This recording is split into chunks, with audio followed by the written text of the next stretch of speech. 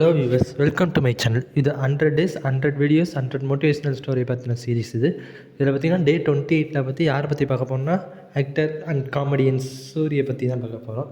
சரி வாங்க வீடியோக்குள்ளே போகலாம். அதுக்கு முன்னாடி நீங்கள் நம்ம சேனலுக்கு புதுசாக இருந்தால் மறக்காம நம்ம சேனல் லைக் பண்ணுங்கள், ஷேர் பண்ணுங்கள், சப்ஸ்கிரைப் பண்ணிக்கோங்க. சரி வாங்க வீடியோக்குள்ளே போகலாம். சிரிக்க வைப்பவன் மட்டும் கலைஞன் இல்லை, அவன் உழைப்பின் வழியை மறைக்கிறவனும் கலைஞன்தான். மதுரை அருகே பிறந்த சூரி சினிமா பேக்ரவுண்ட் இல்லாத ஒரு எளிய குடும்பத்தை சேர்ந்தவர்.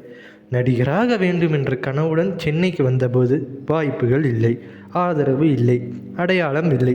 ஆரம்பத்தில் எக்ஸ்ட்ரா ஆர்டிஸ்ட், க்ரௌட் ரோல்ஸ், கவனிக்கப்படாத கேரக்டர்ஸ், பல வருடங்கள் ஸ்ட்ரகிள். அந்த காலத்தில் வாழ்க்கையை நடத்தவே கடினம். ஆனாலும் கனவை விடவில்லை.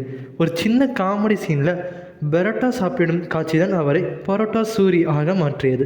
அந்த பெயரை அவர் அவமானமாக எடுத்துக்கொள்ளவில்லை, அதையே ஒரு அடையாளமாக மாற்றிக்கொண்டார்.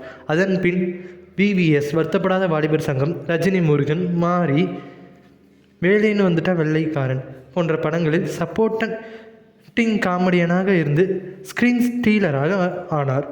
காலப்போக்கில் நான் வெறும் நகைச்சுவையாளர் மட்டுமில்லை என்பதை நிரூபிக்க சீரியஸ் ஆக்டிங்கிலும் தன்னை தயார் செய்தார். விடுதலை போன்ற படங்களில் ஹியூமர் இல்லாமல் வலிமையான நடிப்பை காட்டி அனைவரையும் ஆச்சரியப்படுத்தினார்.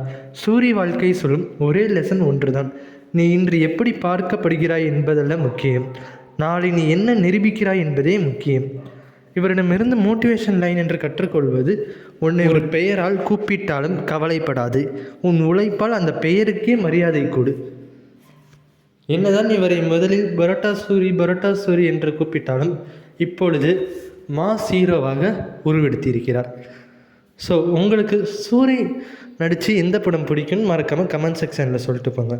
அண்ட் 100 days 100 மோட்டிவேஷனல் சேலஞ்ச் வந்துக்கிட்டே இருக்கும். ஸோ மறக்காமல் நம்ம சேனலையும் லைக் பண்ணுங்கள், ஷேர் பண்ணுங்கள், சப்ஸ்கிரைப் பண்ணிக்கோங்க. அண்ட் சூரியனை நடித்தது உங்களுக்கு எந்த படம் பிடிக்குன்னு கமெண்ட் செக்ஷனில் சொல்லிட்டு போங்க. பார்க்குறேன் யாருக்கு அதிகமாக எந்த படம் பிடிச்சிருக்குன்ட்டு. தேங்க்ஸ் ஃபார் வாட்சிங்.